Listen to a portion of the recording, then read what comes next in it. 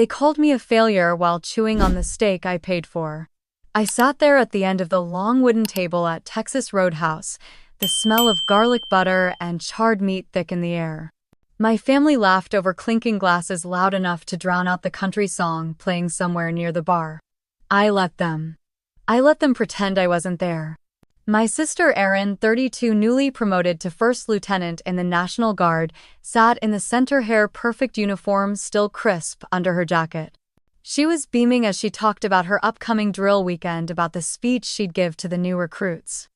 Everyone leaned in, hanging on her every word. Dad adjusted his glasses, smiling at her like she was the second coming. Mom dabbed her lips with a napkin and said, "We're so proud of you, honey. It's not easy serving your country." Erin's eyes flicked toward me just for a moment before she took a sip of her iced tea. "Yeah, well, some of us don't just talk about serving," she said, letting the sentence hang sweet as poison. I swallowed hard, the ice water in front of me suddenly tasting like dust. 7 years. 7 years of them pretending I was invisible because I came home with a discharge and a story no one wanted to hear. They called it a scandal. They called it a disgrace. I called it surviving. Erin leaned back, flipping her hair off her shoulder, her diamond earrings catching the light. "Remember when you told me I wouldn't last a year in uniform, Rachel? And now look at me." Mom's lips twitched. Dad chuckled low and proud. No one looked at me. Not really. I shifted in my seat, the old ache in my knee flaring up, a reminder of another life, another country, another war. My fork scraped against my plate, pushing a piece of overcooked steak around. I hadn't wanted to come, but I showed up because even ghosts need to eat. They didn't know I paid for the reservation. They didn't know I called ahead to make sure they got Erin's favorite table by the window. They didn't know I picked up the check because I wanted her to have a moment she could remember. Not because I wanted thanks. God knows I stopped expecting that a long time ago. Erin lifted her glass, her smile wide, rehearsed. "To new beginnings," she said, looking around the table. Her eyes slid past me like I was air. They toasted. Glasses touched. Laughter filled the space between the clinks. I raised my plastic cup of water, not that anyone noticed. The ice rattled as I set it back down. My reflection in the window was a stranger in a black blazer, hair tied back, face a little too tired, eyes a little too sharp. "You know, Erin," said her voice carrying, "not everyone has the stomach for service. It's not for everybody." My mother chuckled. My father cleared his throat, trying to hide his smirk. My jaw tightened, but I didn't say a word. I stared down at the water in my cup, watching the ice spin slowly, refusing to let them see me flinch. Outside, the Colorado sky was turning that soft purple it does just before it dies into black. The waitress dropped off the check at the end of the table, eyes darting to me because she knew whose card was on file. I gave her a small nod. She gave me a softer one back. Erin pulled out her phone, scrolling, not even glancing at the bill. She started telling a story about her last drill, how the colonel shook her hand, told her she was leadership material. Everyone laughed. Everyone loved her. I breathed out slow, quiet, letting it burn on the way out. And then the door opened. The cold air rushed in, carrying the smell of wet asphalt and something sharp, something like metal. I didn't look up right away, but I felt it, the shift in the air, the hush that moved like a ripple across the room. Boots on hardwood. The click of a belt buckle. A uniform brushing against a jacket. I lifted my head, and that's when I saw him. A man in dress, blues, shoulders, broad medals, catching the dim light, eyes, scanning the room like he owned every breath in it. And when those eyes found me, they stopped. He didn't look at Erin. He didn't look at my parents. He didn't look at anyone else in that room full of steak knives and cheap laughter. He looked at me. His boots stopped just a few feet from our table, the scent of cold air clinging to his uniform. The chatter around us stumbled, the forks paused midair, a hush, landing heavy like snow. "General Donovan," he said, his voice low but clear enough that it carried. My mother's head snapped toward me. My father's glass froze halfway to his mouth. Erin's smile, cracked lips, parting eyes wide like she'd just realized the ground under her feet wasn't steady. I blinked once, letting the word settle, letting it echo in the space they'd tried so hard to erase. General. No one at that table had said that word in 7 years. Not since the day they decided I wasn't worth the air it took to speak my name. Colonel Reed, I said, my voice steady, even as my hands curled around the edge of the table. What brings you here? His eyes softened for half a second, then sharpened again. Just passing through, ma'am. Saw a familiar face. He turned, glancing at Erin, who was staring, mouth half open, eyes darting between us. Lieutenant Donovan, he said, nodding. Congratulations on your promotion. She opened her mouth, closed it, then managed a weak. Thank you, sir. Colonel Reed turned back to me, ignoring the tension crackling in the air. We still remember what you did, General. Some of us don't forget. The silence that followed was so loud I could hear my pulse. I felt the weight of it in every stare, every forced breath, every piece of cutlery that touched down on a plate too softly. Erin's jaw clenched and she let out a small breathy laugh. Wow, I guess. I didn't realize you two knew each other. Colonel Reed raised an eyebrow. Your sister led one of the most critical extractions in Syria. Saved over 50 lives, including mine. I wouldn't be standing here without her. My father cleared his throat, shifting in his seat. My mother reached for her water, her hands shaking. Erin's eyes darted to me, something unreadable there, something that looked a lot like shame. She never talks about it, she said quietly, her voice too small now. I'm not surprised, Colonel Reed replied. The people who actually serve rarely do. I wanted to stand. I wanted to walk out and leave them sitting there with the truth heavy in the space I left behind. But I didn't move. I held his gaze, and for a moment I let the weight of who I was settle on the shoulders of everyone at that table. I appreciate it, Colonel, I said, my voice low. Truly. He gave me a nod, the kind that says more than words, then turned and walked away. The sound of his boots fading, leaving behind a silence so complete it felt like the world had stopped breathing. No one spoke. The plates in front of them had gone cold. Erin stared down at her hands, her fingers tightening around her napkin. I took a sip of my water, letting the cold calm the fire building in my chest. Rachel, my mother finally said, her voice cracking. Why didn't you ever tell us? I looked at her, and for a moment I saw the fear in her eyes, the fear of a mother realizing she didn't know her child at all. Because you never asked, I said. I stood, sliding my chair back slowly, letting the sound fill the space, letting it scrape across the silence they had created for me. I pulled a few bills from my pocket, folding them neatly, placing them on the table even though the check was already covered. I have to go, I said. No one tried to stop me. No one said goodbye. I walked out of Texas Roadhouse, the cold Colorado air biting at my skin, the noise of the restaurant dying behind me. I could feel their stares on my back, but I didn't turn around. Outside, under the yellow streetlights, I let the cold seep in, grounding me, reminding me that I was still here. Still breathing. Have you ever been in a situation like this? Share in the comments.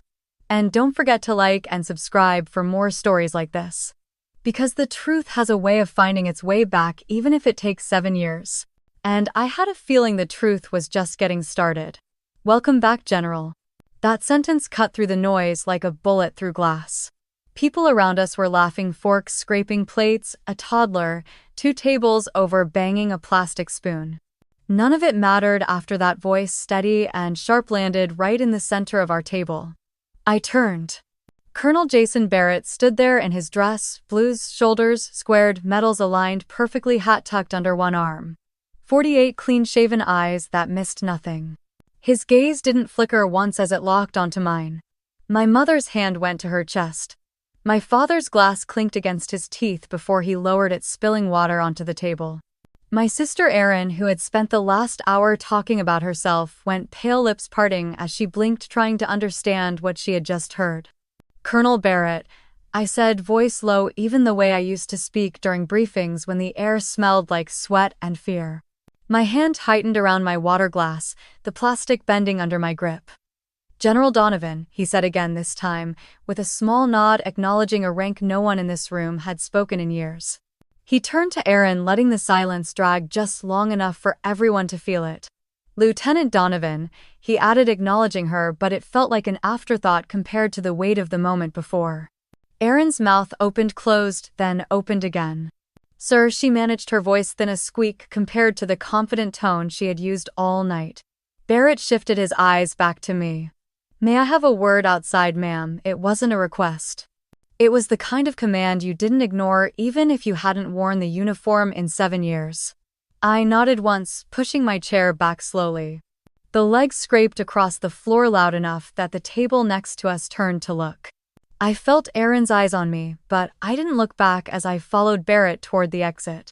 The cold air outside hit me like a wave, the sky over Denver dark, the streetlights buzzing overhead. Cars passed on the road, headlights cutting across the lot in flashes of white. Barrett stopped near a concrete barrier, turning to face me, folding his arms. For a moment, neither of us spoke.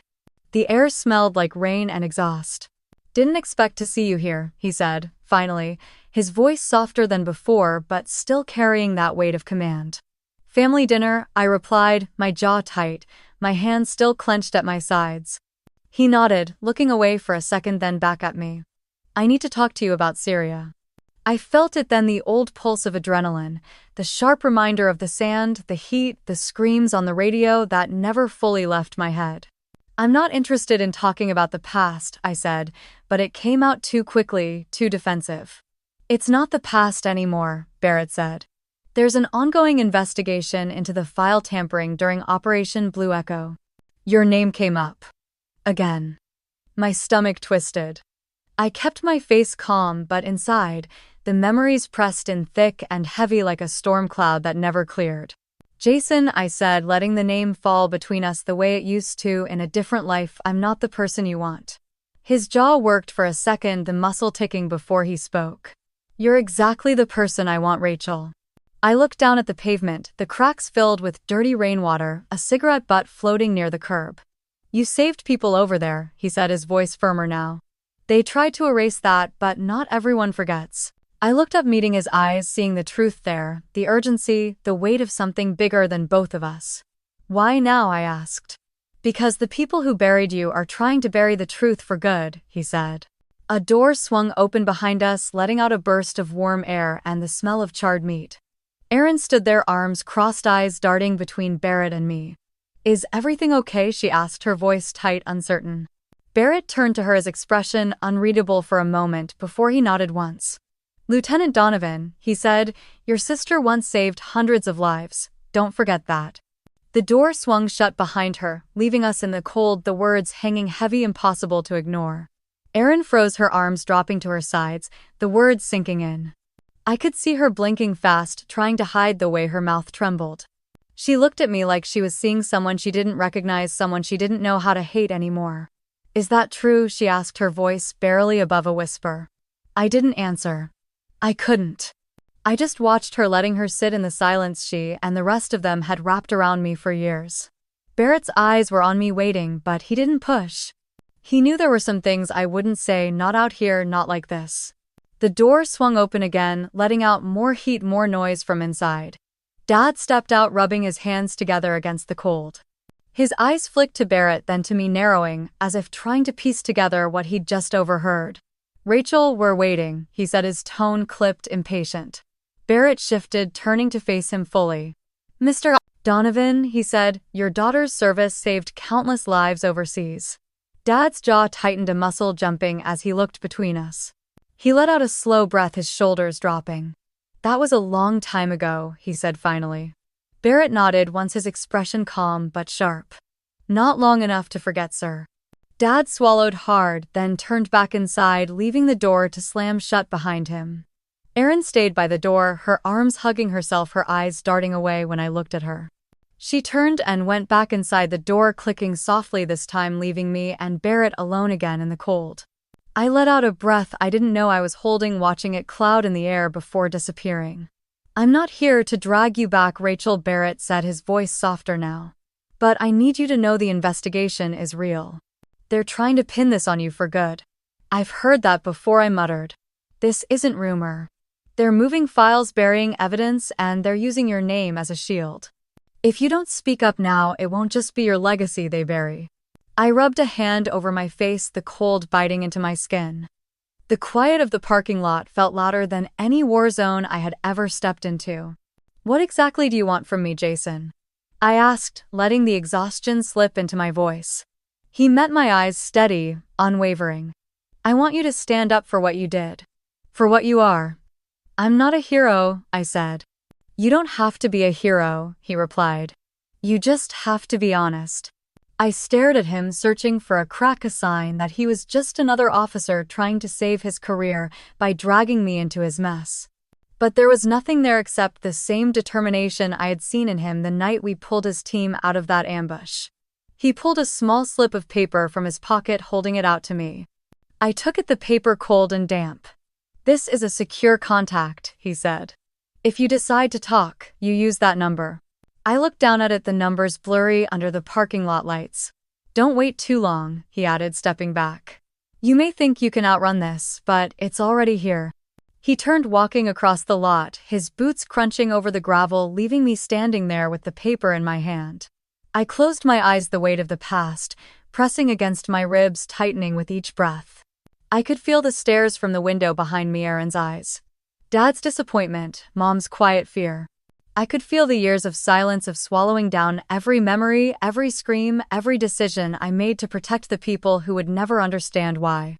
I opened my eyes, looking down at the number again. My thumb rubbed across the ink, smudging it slightly. Because whether I wanted it or not, the truth was knocking again. And this time it wasn't going to wait.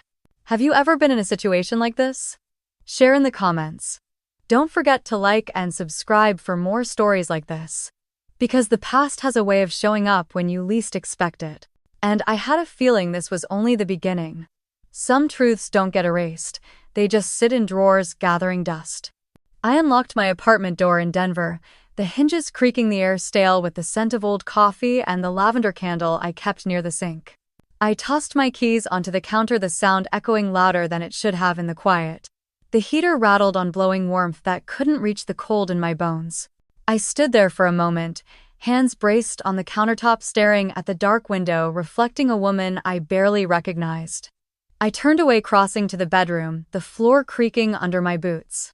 In the corner, under an old quilt my mom had given me when I graduated, West Point, sat a steel safe, edges worn, paint chipped. I dropped to my knees, punching in the code with fingers that felt heavier with each number. The lock clicked open and I pulled it open, the metal groaning like it hadn't been moved in years. Inside were a few things I never could let go of. My first set of captain's bars. A photo of my team in serious sand and our hair-tired smiles after a mission gone right. A folded flag that had come home with me, but not with the man it was meant for. And a letter yellowed at the edges, sealed but never mailed. My father's handwriting on the front, shaky but familiar. Rachel. I sat back against the bed, the letter in my hands, my breath catching as I stared at it. My thumb brushed over the crease, over the place where his hand must have rested before he tucked it away. I opened it slowly, the paper crackling. Rachel, I don't know how to say I'm proud without it sounding like a lie, but I am. I don't know how to tell you, that I see the way you carry everything even when you don't have to. I don't know how to say I'm sorry for the way I look at you, for the way I let silence replace words. I don't know how to say I love you, but I do. Dad. I let the letter fall into my lap, my hands shaking, as I exhaled a breath I didn't know I had been holding for 7 years. I pressed my palm to my chest, feeling the old scars there, the ones no one could see. I closed my eyes, letting the heater's hum drown out the pounding in my head. That was when the phone rang. I jumped, the letter falling to the floor, the phone buzzing against the wood. The screen lit up with an unknown number. I let it ring once, twice, 3 times. Then I picked it up, pressing it to my ear without a word. A voice I didn't recognize, low, almost casual, slid through the line. If you open your mouth, you know what will happen. The line went dead. I sat there staring at the phone, the silence in the room pressing against my skin, pressing into the part of me that had always been waiting for the other shoe to drop. Outside, a siren wailed somewhere in the distance, blue lights flashing against the window for a brief moment before fading. I reached down, picking up the letter, folding it carefully, placing it back in the safe, locking it again. Because some truths stay hidden for a reason, and some wars never really end. I set the phone down slowly, the plastic cold against my palm. My breath came short, the edges of the room tightening, the shadows near the door stretching longer. I pressed my hand against the floor, grounding myself, feeling the roughness of the old wood. It was happening again. I closed my eyes, the memory pushing in without asking. the rotor blades thumping above. The heat of the sun mixing with the smell of diesel and burning metal. The scream in my ear as I held pressure on a wound that wouldn't stop bleeding. I opened my eyes, the ceiling above me the same, cracked white, the heater still humming, the city outside, still alive. But for a moment I wasn't here. I pushed myself to my feet, my knees stiff, my back aching. I moved to the kitchen, turning on the faucet, letting the water run cold before I splashed it on my face. The chill snapped me back, grounding me in the quiet. I gripped the edge of the sink, staring into the drain water swirling away. A knock at the door pulled my head up. I froze, every part of me on alert, the water still dripping from my chin. Another knock, softer this time. I grabbed the towel, patting my face, then stepped toward the door, peering through the peephole. Sarah. She stood there in a heavy coat, dark hair pulled back, eyes sharp even in the dim hallway light. She was holding a folder against her chest, her thumb tapping it in a steady rhythm. I opened the door, the chain still on. "You're early," I said. She gave me a tight smile. "You always did like to skip the small talk." I hesitated, then closed the door, slid the chain off, and opened it fully. She stepped inside, bringing in a gust of cold air. She looked around the small space, taking in the old couch, the bookshelf stacked with paperbacks. I barely touched the coffee table, littered with unpaid bills, and a mug with cold coffee. "Cozy," she said. "Don't start," I replied, shutting the door behind her. She set the folder down on the counter, looking at me, her eyes scanning my face. "You okay?" she asked.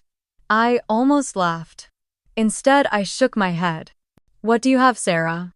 She tapped the folder. "Proof." I felt my stomach drop, but I kept my face still. Proof of what? Of who really signed off on that strike, Rachel.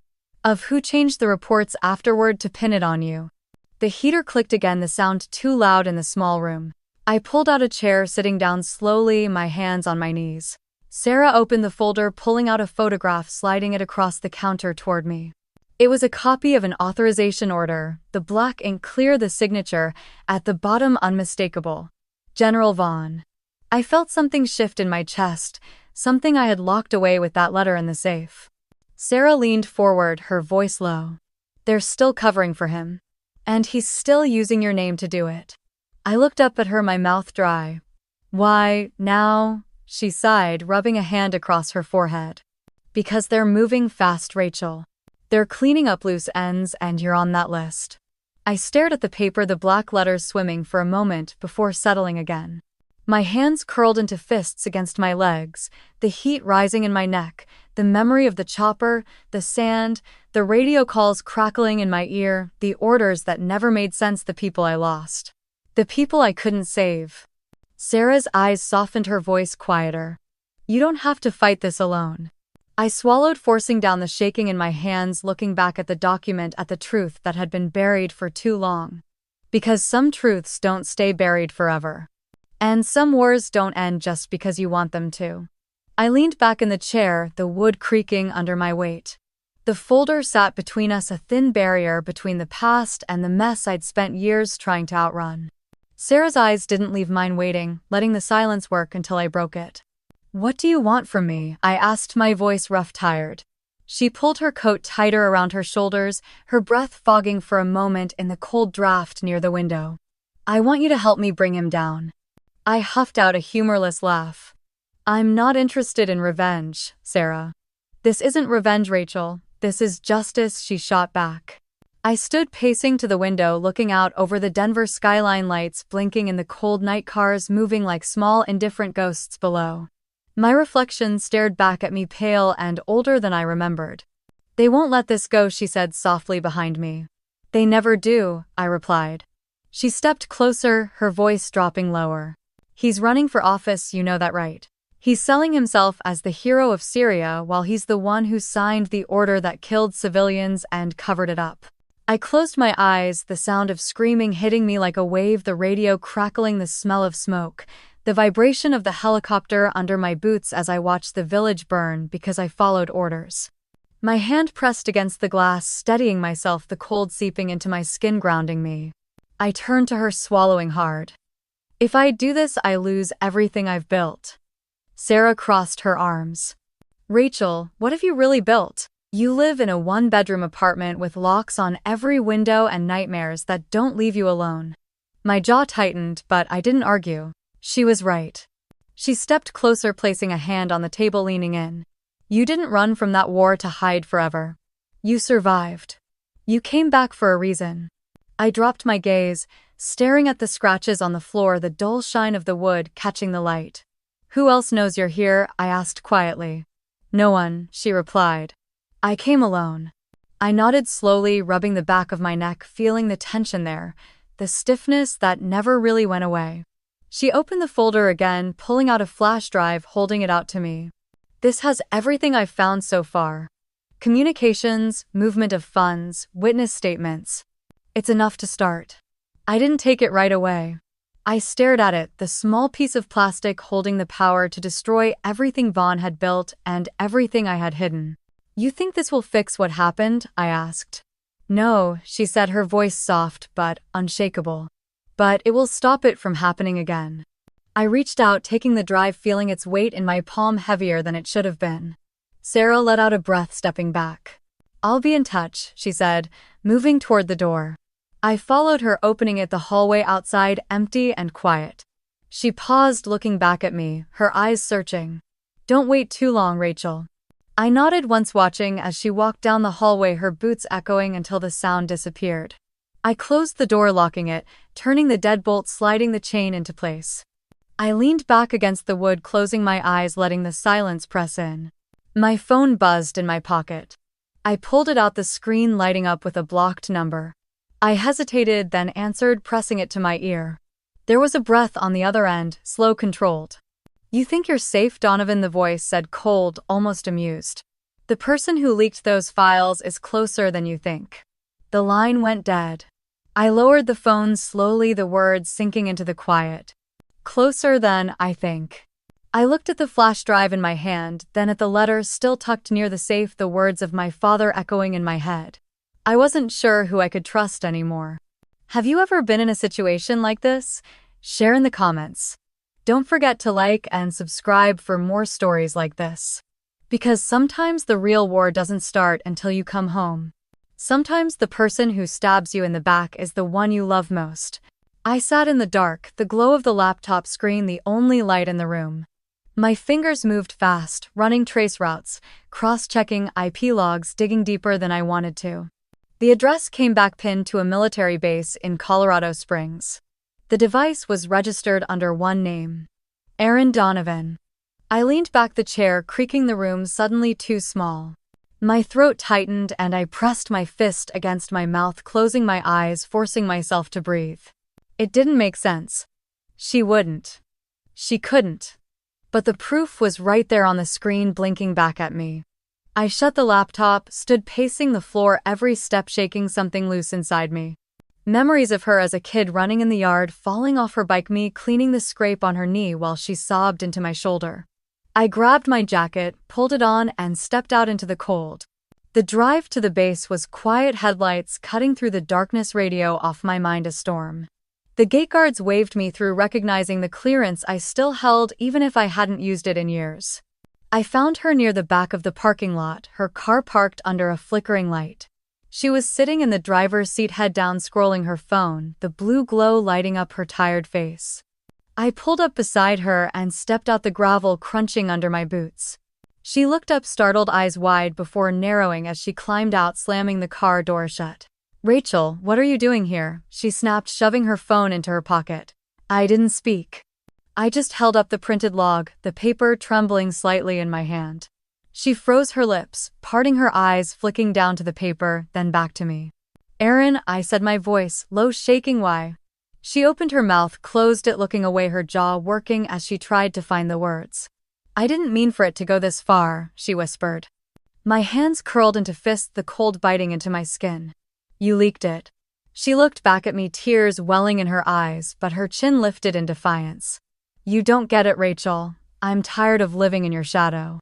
Tired of everyone asking me why I can't be like you. My breath caught and I felt like I'd been punched, the air leaving my lungs. I never asked you to live in my shadow, I shot back. You didn't have to, she yelled, her voice echoing off the concrete, eyes bright with anger and something deeper, something broken. I took a step closer, lowering my voice. You could have come to me. She laughed, a bitter, sharp sound. And say what? That I'm jealous. That I can't stand how Mom and Dad look at me like I'll never measure up to you, even after you fell. She wiped at her eyes, turning away, shoulders shaking. I thought if it came out, if you were gone for good, maybe they'd see me. Silence fell between us, the wind rustling the nearby flag, the sound harsh in the empty lot. I swallowed hard, letting her words settle, letting the truth sink in. What did Vaughn promise you? I asked quietly. She froze, her back still to me. What did he say, Erin? She turned, eyes red, her face pale under the harsh light. He said if I didn't help, if I didn't keep quiet, he'd ruin me. That he'd make sure I lost everything. My chest ached, the weight of it pressing into every old wound I carried. I stepped closer, reaching out, but she flinched, pulling back. I'm sorry, she whispered. I didn't know what else to do. I nodded slowly, letting out a breath I didn't know I was holding. We're going to fix this, I said, my voice steady even as everything inside me felt like it was breaking. Her eyes widened, hope flickering for a moment. How I looked past her at the darkened building, at the flags moving in the wind. First, I said, meeting her eyes, you're going to tell me everything. And this time, I wasn't going to let her carry it alone. Erin hesitated, hugging herself, her eyes darting around the empty lot. Talk to me, I pressed, my voice low, trying to keep the edge out of it. She wiped at her nose, breathing hard. He came to one of my drills. Said he knew about the leak. That he could bury it or bury me. I clenched my jaw, feeling the old rage build, the kind that used to steady me in combat. The kind I had buried under years of trying to live quietly. He threatened you, I said. She nodded, tears spilling now streaking down her flushed cheeks. He said he'd make sure I lost my rank, that I'd be dishonorably discharged, that I'd never find work again. She looked up at me, eyes pleading. I didn't want this, Rach. I just wanted it to end. I stepped closer, close enough to see how young she still was, how scared. Did you give him anything else? I asked. She shook her head. Number. I swear it was just the one file. I didn't know what was in it. I didn't know it would bring them after you. I exhaled, rubbing my hands over my face, letting the cold air bite at the frustration and fear eating at me. I can't protect you if you don't tell me everything, I said. She looked away, swallowing hard. He said he'd call if I talked. That he'd know. I reached out, taking her hand before she could pull back, gripping it tight. You are not alone in this, I told her. Her chin quivered, but she didn't pull away this time. I can't lose this, Rachel, she whispered. I've worked too hard. I nodded. And you won't. But we're not letting him win. A car pulled into the lot, headlights sweeping across us. Erin flinched, pulling her hand away, her eyes darting to the vehicle before it turned and parked near the front entrance, another soldier heading in for night duty. The moment passed, but the fear stayed in her eyes. I need you to trust me now, I said, keeping my voice calm. She nodded, wiping her face with the sleeve of her uniform. Go home, I told her. Act like everything is normal. If he contacts you again, you call me first. She hesitated. And you? I glanced up at the sky, stars barely visible through the haze of the base lights. I'm going to end this, I said. She opened her mouth, closed it, then stepped forward, hugging me tight, her arms trembling around my back. I'm sorry, she whispered against my shoulder. I held her, closing my eyes, letting the warmth of her shake against me, letting the years of silence between us crack just a little. I know, I said. And I forgive you. She pulled back, her eyes red but steadier, and nodded before turning to her car. I watched her drive off, her taillights disappearing into the dark. I stood alone, the cold settling back in the silence, pressing heavy, the weight of what I had to do next, sinking into my bones. I pulled out my phone, the screen lighting up my face, and opened a new message. Meet me tomorrow. We need to move fast. I hit send, sliding the phone back into my pocket. This wasn't just about me anymore. It was about the people I loved. And I wasn't going to let Vaughn destroy another life. Not hers. Not mine. Not again. Have you ever been in a situation like this? Share in the comments. Don't forget to like and subscribe for more stories like this. Because I was done staying quiet. You think war ends when the gunfire stops. It doesn't. It follows you home, sits in the corner of your room, breathes on your neck when you're trying to sleep. I sat across from Sarah at a diner in Arlington, coffee cooling in front of me, the window rattling each time a truck passed on Route 50. She had the folder between us, her fingers drumming on it, her eyes moving to every face that came in through the door. "He's making his move, Rachel," she said, leaning and lowering her voice. "Vaughn has the media on his leash. He's got donors lining up. They're calling him the hero of Syria." I stared into my coffee, the black surface rippling as I tapped it with my nail. "He's no hero," I said quietly. Sarah pushed the folder closer. "Then let's show them who he really is." I looked up, meeting her eyes. There was fear there, but under it a resolve that reminded me of the people I used to lead, the people who followed me into places most wouldn't dare go. "Pentagon press room," I said. "If we're going to do this, it has to be big." She nodded, pulling out a small recorder, clicking it on. "We need a backup in case something happens." I almost smiled. Something always happens. Later that day, I met him in the hallway outside the small vet support group I visited sometimes when the nights got too long. Ethan Miller, 25, hair too long, sleeves pulled over, trembling hands, eyes sharp even with the ghosts behind them. I had pulled him out of a burning Humvee outside Aleppo, and he had pulled me out of myself years later when I tried to hide from what I had seen. "General Donovan," he greeted, the corners of his mouth lifting. "It's just Rachel," I said, giving him a small nod. He held up a camera, battered but functional. "I heard you needed a live stream." I raised an eyebrow. "You're volunteering?" He shrugged, but his hands shook around the camera. "You saved me once. I can return the favor." I looked at him, really looked, seeing the way he tried to stand straighter, the way his jaw tightened as he fought the tremors. "You sure you're up for this?" I asked. His eyes met mine, steady. "I have to be." We planned it out in the back of the community center, papers spread across the folding table, Sarah's laptop humming, screens lighting up with files, names, dates, orders with Vaughn's signature. "It's all here," Sarah said. "We drop it live, he can't spin it fast enough." Ethan checked the camera, adjusting the focus, his mouth a tight line. "We go in quiet, get set up, go live, and let the truth do the rest." I glanced at the door, the sun setting outside, the world moving on as if nothing was about to change. "You know he won't let this go," I said. Sarah looked at me, nodding. "Let him try." We packed up the files, secured the camera, batteries charged. Ethan gave me a thumbs up as he loaded his gear, trying to hide the shake in his hands. "Don't worry, General," he said with a small grin. "I've got your six." For a moment the noise in my head quieted. "See you tomorrow," I told him. "See you tomorrow," he replied, stepping into the evening air. I stood there watching him walk away, the camera bag slung over his shoulder, his shoulders squared against the cold. Because war doesn't end when the gunfire stops. Sometimes it's just the beginning. I didn't sleep that night. I sat at the kitchen table, the clock ticking too loud, my eyes fixed on the USB drive sitting next to my coffee mug. It was small, unassuming, but it felt like it weighed 1,000 pounds. Everything we needed was on it. Vaughn's orders. The altered reports. The payments moved under false names. The faces of people who had died because of his ambition. And my name signed on the lines I never signed, used to bury the truth. I reached for it, turning it over in my hand, the plastic warm from my fingers. Outside, the city lights blinked under the early dawn, Denver waking up while I stayed frozen. My phone buzzed. It was Sarah. "Everything ready?" she asked, her voice tight.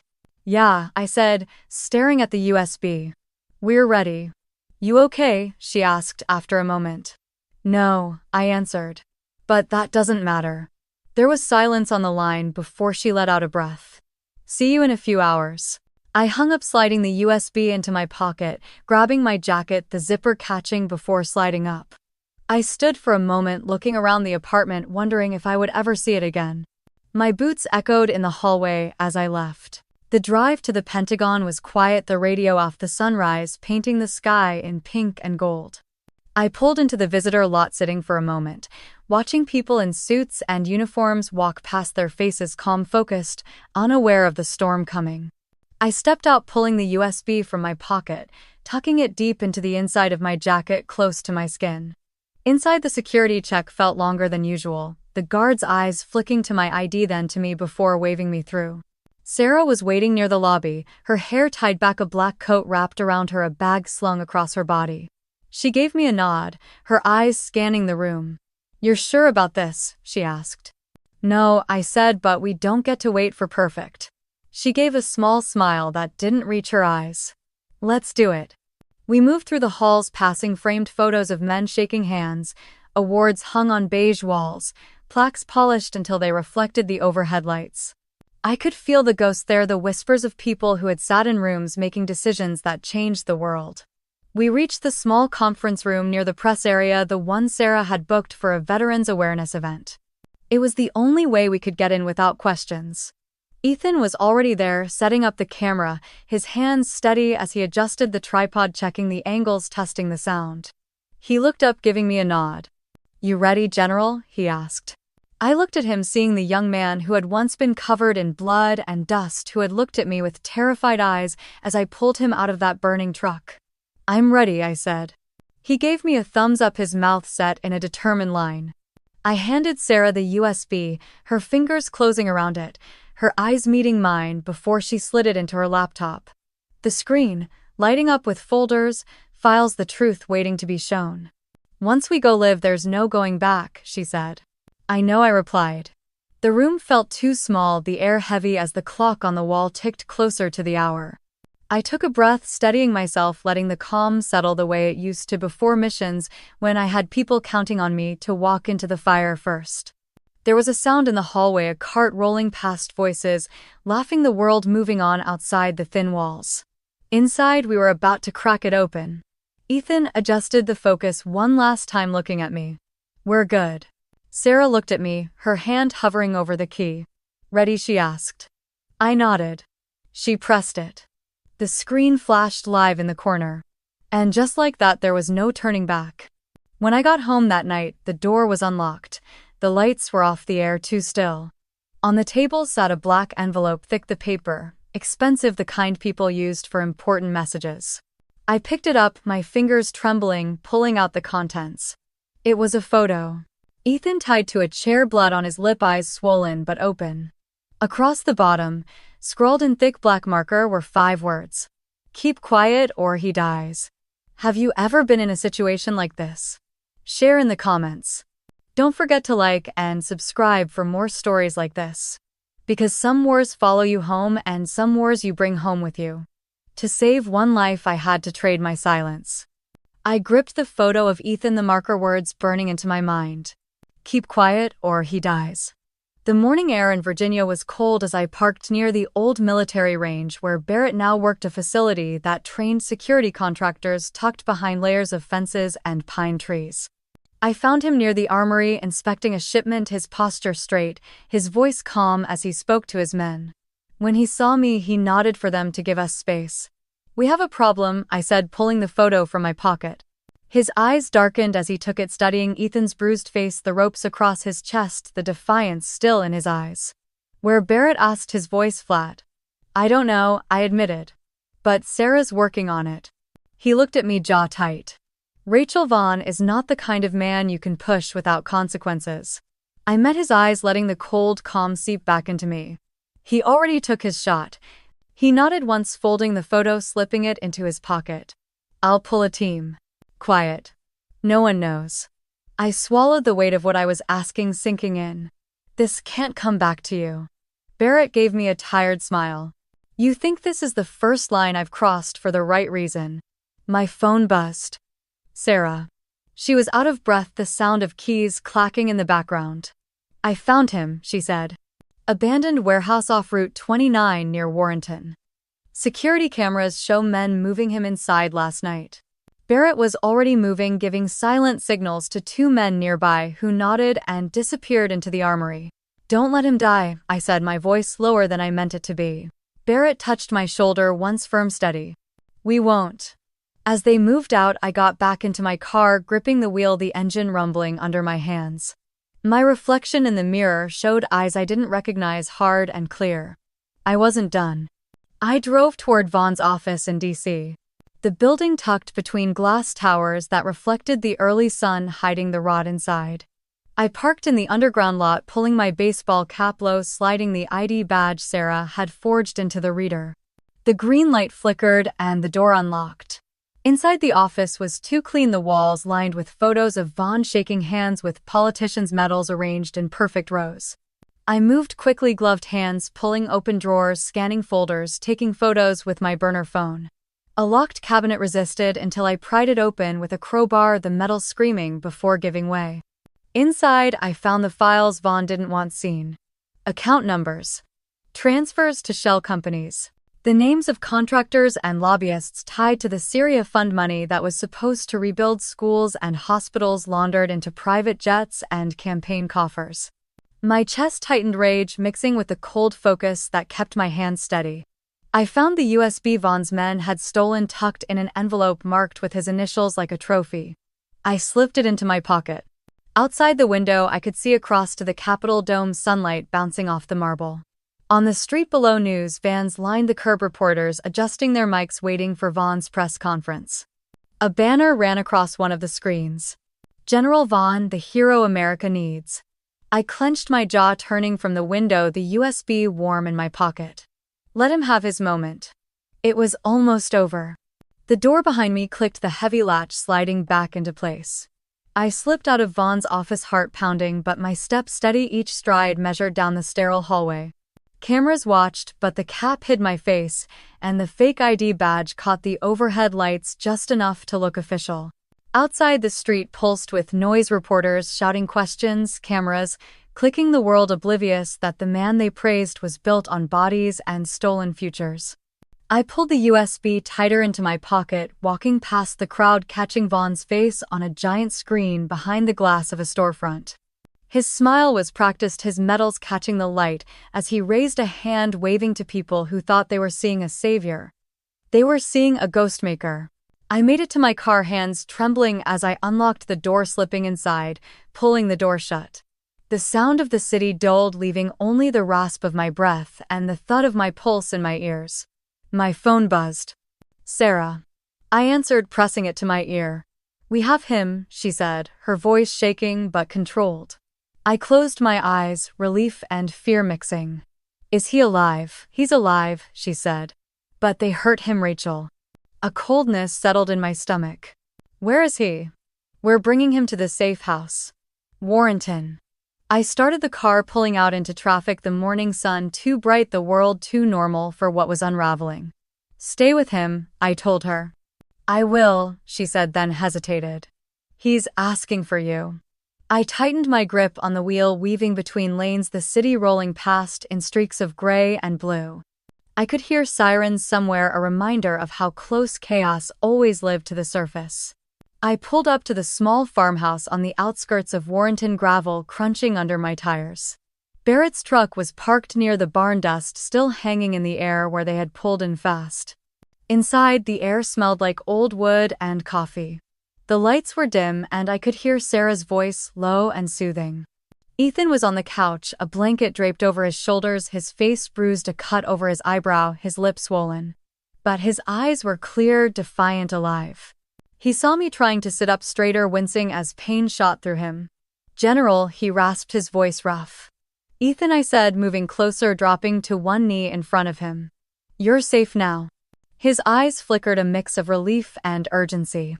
We have to do it now, he said, breathless. Do what I asked. He reached for my hand, gripping it with surprising strength. Live stream. Now. Before he buries it again. I shook my head. You need to rest, we'll handle it. His grip tightened, his eyes blazing. Number, we do it now. Don't let him win. Barrett stepped into the room, arms crossed, his eyes on me, waiting. Sarah moved closer, laptop already open, the camera light blinking as she prepared the stream. The USB felt heavy in my pocket, the truth inside it humming like a live wire. Outside, the sun was climbing higher, the world going on, unaware that the ground was shifting beneath it. I pulled the USB out, looking at Ethan, seeing the young soldier I had pulled from flames, now asking me to pull the truth from the ashes. I nodded once. Let's show them, I said. Because there comes a moment when silence is the real betrayal. And I was done staying silent. Have you ever had to choose between silence and truth? Share in the comments. Don't forget to like and subscribe for more stories like this, because the next move would decide everything. Silence can kill justice, but truth set free can change everything. We set up in a borrowed studio above a bakery in Arlington, the smell of fresh bread mixing with coffee and cold fear. The air buzzed with tension, the laptop fan humming, the small camera pointed directly at me. Ethan sat beside Sarah, wires running from the camera to the laptop, his hands still bandaged but steady. He adjusted the angle, checking the mic, breathing through the pain in his ribs. Barrett stood near the window, watching the street below, his phone in his hand, ready to call in the cavalry if Vaughn tried to shut us down. Lily was by the door, pacing, her uniform jacket tight across her shoulders, her eyes sharp, fear battling hope. On the laptop screen, we watched Vaughn step up to the podium at the press conference downtown, the American flag behind him, a banner across the bottom of the feed reading "Hero of Syria." He smiled, that politician's smile, the one that never reached his eyes. I could feel my pulse in my neck, the air too thick, the room too small. Sarah's fingers hovered over the key. "Your call, Rachel." I looked at Ethan, at the bruises on his face, the determination in his eyes, and nodded. "Now," I said. Ethan hit the button. The camera light turned red. We were live. On screen, Vaughn was speaking, thanking the voters, the donors, the families who had supported his campaign for Senate. His voice was smooth, practiced, every word calculated. Sarah clicked a file, dragging it into the feed. The screen split. On one side, Vaughn kept talking. On the other, the documents appeared, black and white signatures, orders, names of civilians killed, the falsified reports. Audio files played, Vaughn's voice clear, cold, giving the order to strike despite the warnings, despite the presence of civilians. His eyes on the screen shifted, his smile faltered. We watched as he looked off camera, confusion turning to panic. Reporters in the room turned their heads, looking at their phones, at the screens lighting up with the live stream with the truth. Sarah pushed another file, live, a video of Vaughn in a meeting laughing, saying the casualties were a small price for a clean headline. Ethan's hands were tight on the edge of the table, his breath coming fast. Barrett's phone buzzed, but he ignored it, eyes locked on the screen. Lily's hand covered her mouth, her eyes wide, tears welling. On the live stream, chat messages flew by. Justice. Finally, truth wins. Vaughn shouted something off mic, waving his hands, demanding the feed be cut. His team scrambled, pulling cables, shouting into radios, but the feed stayed live. Sarah looked at me, a small smile breaking through. They can't stop it. I stood there, letting the calm wash over me, the weight lifting from my shoulders, one breath at a time. Outside the bakery, I could hear sirens, the rumble of engines, the world shifting under the weight of the truth. The camera stayed on me, the red light steady, the world watching. And for the first time in years, I wasn't afraid. I stepped closer to the camera, letting the red light center me. Ethan adjusted the focus, sweat beading at his hairline, eyes locked on mine as he gave me a nod. His breath was shaky, but his hands were steady. "Go," he whispered. I took a breath. "My name is Rachel Donovan," I said, my voice even calm, carrying the weight of years spent in silence. "You've been told a story about General Vaughn, about who he is, what he's done. But it was a lie. I know because I was there." Sarah clicked through images, flashing documents, recordings, Vaughn's signature, the faces of the dead, the children, the families destroyed. I heard Lily gasp, but I kept my eyes on the camera. I followed orders. I trusted him. And when I questioned the mission, he made me disappear. He erased me to protect his ambition. Outside, sirens drew closer, a helicopter thumping above, the world shifting as the truth rolled across screens from coast to coast. "Today, you get to see what he tried to hide," I continued, letting each word settle. I could see the live stream chat exploding, people from New York, Texas, California, veterans, mothers, students, all typing as they watched the lies crack open. Barrett stood by the window, phone pressed to his ear, his jaw tight. "They're moving in," he called over his shoulder, eyes flicking to me. "FBI, media. It's happening." Ethan's eyes watered, but he didn't look away from the camera, his hands gripping the edge of the desk like he was holding on for life. On the screen, Vaughn's press conference dissolved into chaos. Reporters stood shouting questions, cameras zooming in on his face as sweat beaded at his temples. He reached for the mic trying to spin the story, but the audio clips played over him, his voice laughing about civilian casualties. His handlers tried to pull him away, but the room was filled with flashing lights, microphones shoved in his face, the truth loud and unstoppable. Sarah muted the conference audio, her eyes shining focused. "This is it, Rachel," she whispered. I stepped back, letting the camera see me fully, letting the people watching see that I was still standing. "I didn't come here to clear my name," I said, my voice low, controlled. "I came here to remind you that the truth still matters." Outside, I could hear tires screeching, doors slamming, the sound of boots hitting pavement. Barrett's phone buzzed again, and he glanced at me, a small smile breaking through. "They got him." Lily exhaled, her shoulders dropping, tears sliding down her cheeks as she covered her mouth. Sarah ended the live stream, the red light blinking off, leaving the room in a heavy silence. Ethan let out a breath, leaning back, wiping at his eyes, a tired grin crossing his bruised face. Barrett turned from the window, nodding once. "It's done." I looked around at the people who had stood with me when it would have been easier to stay silent. People who chose truth over fear. There was a knock at the door, heavy, urgent. The door opened, a wave of cold air sweeping in, reporters and cameras flooding the small space, questions firing at me like gunshots. "Rachel, how does it feel to get your name back?" I blinked, letting the words hit, feeling the weight of years pressing against the moment. "This isn't about me," I said, my voice calm, clear. I stepped forward past the cameras into the cold air, leaving the chaos behind. Because the truth wasn't mine to keep. It was everyone's. Have you ever had to fight for the truth when it was easier to stay silent? Share in the comments. Don't forget to like and subscribe for more stories like this, because what came next would be the hardest part of all. Sometimes revenge isn't about winning. It's about ending the silence. The metal felt heavy in my hand, its cold surface pressing into my palm as the general pinned it back on my uniform. Cameras clicked, reporters watched, but all I could hear was my own breathing, slow and even, each breath a promise I made to myself to never be erased again. The man in dress blues handed me a folded flag, his eyes meeting mine. "Welcome home, General Donovan." I nodded once, stepping back, the metal shining under the lights, but it wasn't the shine that mattered. It was what it represented. Outside, the wind was cold as I walked down the steps, the sound of my boots on the stone steady grounding.